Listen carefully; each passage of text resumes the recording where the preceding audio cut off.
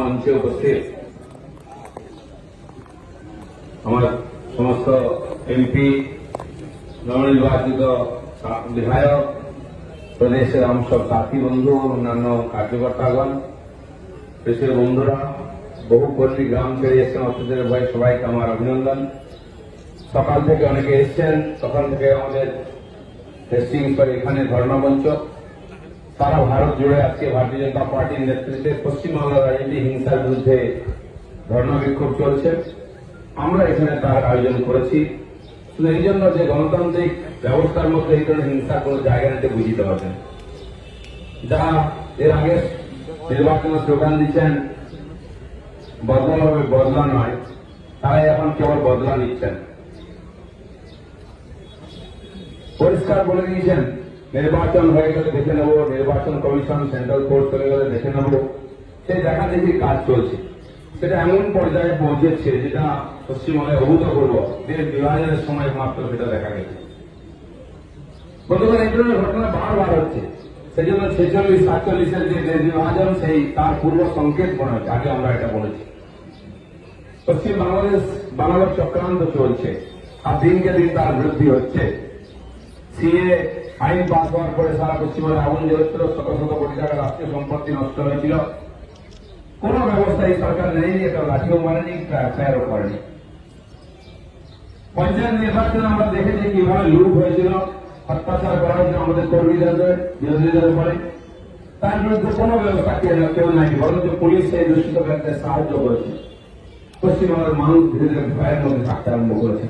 তাই হয়েছিল এই নির্বাচনে পরিবর্তন হবে, কমপক্ষে হিংসা বন্ধ হবে, আমরা সেই আশা করেছিলাম। তাই নির্বাচনের দিন আমি ঘোষণা করেছিলাম যে সংঘাত, সংঘর্ষ, রাজনৈতিক প্রতিস্পর্ধিতা শেষ হয়েছে, আসুন আমরা লড়াই করি করোনার বিরুদ্ধে, রাজনীতির লড়াই বন্ধ করে। কিন্তু চোরানাশলে ধর্মের কাহিনী, যারা ক্ষমতা এসছেন জিতে, তাদের কানে যায়নি, তারা তাদের অভ্যাসকে ঠিক রেখেছেন এবং তাই করছেন। 80 সালের দিকে জম্মু কাশ্মীরে যে ঘটনা ঘটেছিল, রাতারাতি অত্যাচার করে 2-3 দিনের মধ্যে বেশিরভাগ হিন্দু পণ্ডিতকে কাশ্মীর ভ্যালিকে ছাড়তে বাধ্য করা হয়েছিল। ঠিক সেরকম গত 2-3 দিন ধরে পশ্চিমবঙ্গের পরিস্থিতি চলছে।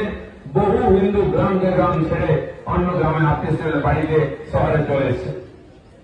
কাশ্মীরের সেই ঘটনার পূর্বাভাস এখানে দেখা যাচ্ছে। হিন্দু নিধন, হিন্দু নির্যাতন, হিন্দুকে লুণ্ঠন।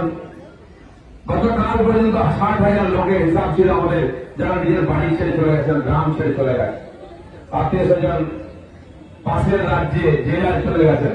আমাদের ব্যবস্থায় পঞ্চায়েত নির্বাচনের পরেও নির্বাচিত যারা প্রতিনিধি হয়েছেন আমাদের, তাদের অত্যাচার হয়েছিল। 2100 পঞ্চায়েত আর সমিতি সদস্যকে আমরা বাংলার বাইরে নিয়ে যেতে বাধ্য হয়েছিলাম, প্রায় 7,000 লোকের মধ্যে, ঝাড়খণ্ড, উড়িষ্যা এবং বিহারের, আসামের। তো এটা গণতান্ত্রিক ব্যবস্থার অপমান হতে পারে। তারা নির্বাচনকে একবারে ক্রুসেডের দিকে নিয়ে যেতে চাইছেন, জিহাদের দিকে নিয়ে যেতে চাইছেন। হয়তো সরকার এসছেন, আপনারা সুবিন্দুরা ঠিক বলেছেন, একটা পার্টি এত মেজরিটি নিয়ে জিতল, গতবারের যদি বেশি ভোট আর সিট পেল না, তারা কর্মীরা আনন্দ করতে পারছেন না, বাংলার মানুষ আনন্দ করতে পারছে। সে বিজয়ের পরিণাম হবে এটা কেউ ভাবতেই পারেনি। নিজের জানমাল বাঁচাতে ব্যস্ত সবাই। এই যে নতুন জয়, রক্তগঙ্গা পার হয়ে মানুষের সর্বস্ব লুট করে নিয়ে যে বিজয়, বাংলার মানুষ এটা আশা করেননি। কেউ বিশ্বাস করতে পারছে না যে কিভাবে চলে। লোক ভোট দিল বিজেপির পক্ষে, জিতে গেল টিএমসি। এই নির্বাচন জেতার যে কৌশল, সিপিএম এটাকে আয়ত্ত করেছিল, টিএমসি সেটা একটা চূড়ান্ত পর্যায়ে নিয়ে গেছে। বিজয় হবে, সরকার হলো, আমার স্বীকৃতি সম্মাননা জানিয়েছে, অভিনন্দন। কিন্তু পশ্চিমবঙ্গের মানুষের চিন্তার দিন শুরু হয়ে গেল। যে অত্যাচার চলছিল তা আরো বাড়বে, যে আইন শৃঙ্খলা অবনতি হয়েছিল সে আরো বাড়বে। সাধারণ মানুষ থেকে আর কোনো মনে আছে সুরক্ষা আজকে বিঘ্নিত এবং একটা অনিশ্চিত ভবিষ্যতের দিকে আমরা যাচ্ছি। হয়তো কারো কারো খুশি হয়েছেন, অনেক সিট পেয়ে জিতেছেন, কিন্তু পশ্চিমবঙ্গ কি পেল? 45 বছর ধরে পশ্চিমবঙ্গে গণতান্ত্রিক ব্যবস্থা ধ্বংস হয়ে গেছে। নিজের মতো ভোট করা যায় না, ভোট দেওয়া যায় না। ভোটের রেজাল্ট মানুষের আশার বিপরীত হয়। আমরা আশা করেছিলাম কমপক্ষে লোকতন্ত্র এখানে প্রতিষ্ঠিত হবে। আগামী দিনের জন্য আমরা সম্মানের সঙ্গে বলতে পারবো আমরা গণতান্ত্রিক ব্যবস্থায় বিশ্বাস করি। যে পার্টির মধ্যে গণতন্ত্র নেই তারা আজকে গণতন্ত্র ফেরত দেবে এটা আশা করাও খুব দুরূহ। কিন্তু ঘটনাবশত সেটাই হয়েছে। এই জিত মানুষের জিত বলা হচ্ছে, কিন্তু মানুষ এই জিতে আনন্দ অংশগ্রহণ করতে পারছে না। যিনি এই জিতের মুখ তিনি নিজে হেরেছেন। আমার তো বক্তব্য আছে, তিনি সে হার স্বীকার করেননি, তিনি বলেছেন সুপ্রিম কোর্টে যাবেন।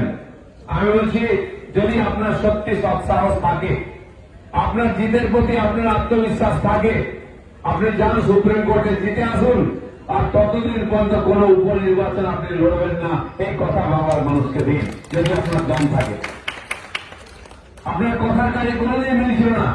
আমি সেটাই আশা করবো যে আপনি বলেছেন যারা সেটা বিশ্বাস করেন না, লোক ভোলানোর জন্য বলছেন। আর যদি সত্যি আপনি জিতে থাকেন, শুভেন্দুদা জিতেছিলেন তাই কাউন্টিং করে লড়াই করে জিতে বেরিয়েছেন। আপনি আপনার হারটাকে জিত বলে মিডিয়ার মাধ্যমে প্রচার করে লোককে বিভ্রান্ত করেছিলেন, কিন্তু তবু যদি আপনি বিশ্বাস করেন সুপ্রিম কোর্ট থেকে গিয়ে আপনি জিতে আসুন, ততদিন আপনি বাই ইলেকশন করবেন না, পেছনের দরজাতে যাবেন না, এই আমি আপনার কাছে আবেদন করছি। ধন্যবাদ। গণতন্ত্রকে প্রহসনে পরিণত করা হয়েছে। 125টা মিউনিসিপ্যালিটি কর্পোরেশন এই জন্য নির্বাচন করা হয়নি যে বিজেপি জিতে যাবে। 1.5 বছর 2 বছর ধরে এই ভয়ে এখন সেগুলো লুট করার চেষ্টা হবে। এই যে সংঘাত সংঘর্ষ হচ্ছে, বিজেপি কর্মীরা যাতে চুপ হয়ে যায়, বাড়ি ঢুকে যায়, হারাছাড়া হয়ে যায়। হয়তো 2-3 মাসের মধ্যে কর্পোরেশন ইলেকশন হবে। বিরোধী শূন্য নির্বাচন চাইছেন ওনারা। যেমন পঞ্চায়েতে কাউকে নমিনেশন করতে দেননি, এবারে মিউনিসিপ্যালিটি কর্পোরেশন ইলেকশনে ঠিক সেরকম ভাবে বিরোধীদের এই নমিনেশন আটকানো হবে, ভোটে গণনা আটকানো হবে। বিরোধী বলতে কেবল বিজেপি আছে। সাধারণ মানুষ বাকি বিরোধীদের প্রতি তাদের অনাস্থা জ্ঞাপন করে তাদেরকে শূন্য করে দিয়েছেন। 2016 থেকে পতন হয়েছিল, 2021 তার সর্বশান্ত হয়ে টিএমসি, সিপিএম ও কংগ্রেস মুক্ত বাংলা হয়ে গেছে। বিজেপির উপরে দায়িত্ব এসেছে বিরোধী পক্ষের দায়িত্ব পালন করে মানুষের অধিকারকে তুলে ধরেন। আমরা সেটা নিষ্ঠার সঙ্গে করবো বিধানসভা ও বিধানসভার বাইরে। সেই মিউনিসিপ্যালিটি কর্পোরেশন ইলেকশনে যদি টিএমসির অপশাসনের বিরুদ্ধে লড়াই করতে হয়, ভাজপাকে সে দায়িত্ব তুলে নিতে হবে। মানুষকে অধিকার আমাদের দিয়েছেন, আমরা লড়বো। কিন্তু যেভাবে গুন্ডা দিয়ে এবং গুন্ডার উপরে আবার পুলিশ লেগে পড়েছে, যে বলছেন এখন তো আমার দায়িত্ব নেই, তাহলে কি করে আমাদের কর্মীদের বাড়ি বাড়িতে পুলিশ যাচ্ছে? যে বাড়িতে দরজা ভেঙে দেওয়া হচ্ছে, মারপিট করা হচ্ছে, সেই বাড়িতে আমার গিয়ে পুলিশ পৌঁছে তাদের খোঁজ করছে। কাকদ্বীপ থেকে একজন কর্মী আমাকে ফোন করেছেন যে অত্যাচারের ভয়ে আমি বাড়ি ছেড়ে চলে গেছি, কিন্তু আমার বাড়িতে পুলিশ গিয়ে আমার বাবা মা এবং আমাদের বাড়ির জামাইবাবু এসছেন, তাকে শুধু তুলে নিয়ে গিয়েছে, থানায় বসিয়েছে। এটা কিসের নমুনা? এটা গণতন্ত্র? যে বলছেন আমরা অশান্তি চাই না, এটা কি তার নমুনা? বন্ধুগণ, এটা অকল্পনীয়। ভারতীয় জনতা পার্টি পঞ্চায়েত নির্বাচন অত্যাচার সহ্য করে জিতে লড়াই করে 7,000 সিট জিতেছিল। ভারতীয় জনতা পার্টি এখানে যতবার সিএর সময় আমাদের বাড়িতে বাড়ি লুট করা হয়েছে, ভাঙা হয়েছে, দোকান ভাঙা হয়েছে বহু জায়গায়, সেটাও পার হয়েছে আমরা। মানুষ চেয়েছিল প্রতিবাদ, তার সুযোগ আমরা দিয়েছিলাম। আর আজকে আমাদের কর্মীরা তথা সাধারণ মানুষের উপর যে অত্যাচার হচ্ছে, তার বিরুদ্ধে প্রতিবাদ করার জন্য আজকে আমরা নীরব ভাবে এখানে অবস্থান করেছি। কেউ যদি মনে করে বিজেপিকে ভয় রেখে বাড়ি ঢুকিয়ে দেবে, ভুল করছে। 3 জন এমএলএ ছিলাম, আজকে 77 জন হয়েছি। তখন যদি আমরা না ভয় করে থাকতে হবে, মানুষের জন্য লড়তে পারি, আজকে তো লড়বই বিধানসভার ভিতরে এবং বাইরে। মানুষ আমাদের কাছে বারবার এসেছেন, 18 জন সাংসদকে জিতিয়েছেন তারা, আজকে 77 জন বিধায়ক হয়েছেন। ঐতিহাসিক ভাবে বহু বছর পরে এককভাবে কোন পার্টি এত সিট পেয়েছেন, আর সেটা ভারতীয় জনতা পার্টি। সেই দায়িত্ব আমরা নিষ্ঠার সঙ্গে পালন করে আজকে আমাদের বিধায়কদের সে প্রতিজ্ঞা ও শপথ পাঠ করিয়েছি। সেই জন্য সাধারণ মানুষকে আমি আশ্বস্ত করতে চাই, আপনারা এই গুন্ডামিতে ভয় পাবেন না। নিঃসন্দেহে আপনারা কষ্ট পাচ্ছেন। আজকে অনেকে বাড়ি বন্ধ করে রেখে দিয়ে বেলেখানা থেকে বাড়িতে তালা মেরে চলে এসেছে, কেউ বাড়ি ঢুকতে পারছে না, পাড়া ছাড়া হয়ে গেছে। অত্যাচারের শেষ সীমায় পৌঁছে গেছে। সে আফগানিস্তান, সিরিয়া, এর মতো পরিস্থিতি এখানে তৈরি হয়েছে, যেটা আমরা শুনতাম, সেটা দেখতে পাচ্ছি। তালিবান শাসন তৈরি হয়ে যাচ্ছে। কিন্তু ভারতীয় জনতা পার্টি এর বিরুদ্ধে লড়াই করে প্রায় 150 জন কর্মীকে বলিদান দিয়েছে। গত কদিনে 10-12 জন কর্মী আমাদের মারা গেছে। তাই 150 জন কর্মীর যে প্রাণ, সেটা আমরা তার বলিদান, তাকে বিফল হতে দেবো না, বেকার যেতে দেবো না। তারপরে আরো 150 জন প্রাণ দেবে, কিন্তু বাংলায় গণতন্ত্র প্রতিষ্ঠা করবো, সাধারণ মানুষের সঙ্গে দাঁড়িয়ে তাদের অধিকারকে প্রতিষ্ঠিত করবো। সাময়িকভাবে কয়েকদিন এই যে অব্যবস্থা, আইন শৃঙ্খলাহীনতা চলেছে। আজকে মাননীয় রাজ্যপাল আহ্বান করেছেন মুখ্যমন্ত্রী শপথ নেওয়ার পরে যে যেন আইনের শাসন হয়। বাংলার মানুষ তাকিয়ে আছে সেদিকে যে নতুন সরকার মানুষের গণতান্ত্রিক অধিকারকে প্রতিষ্ঠিত করে আইনের শাসন করবে। আমরাও তাই চাই আইনের শাসন প্রতিষ্ঠিত হোক, যেটা বাংলার সম্মানের পক্ষে ভালো। বাংলার গরিমা, ঐতিহ্য, পরম্পরা, তার সম্মানে বাংলায় গণতন্ত্র চাই, আইন শৃঙ্খলা চাই। নাহলে বাংলার যে মান সম্মান সারা দেশ দুনিয়ায় আছে তা ভুল দিতে হবে। সেটা প্রতিষ্ঠিত করার জন্য ভারতীয় জনতা পার্টি লড়ছে।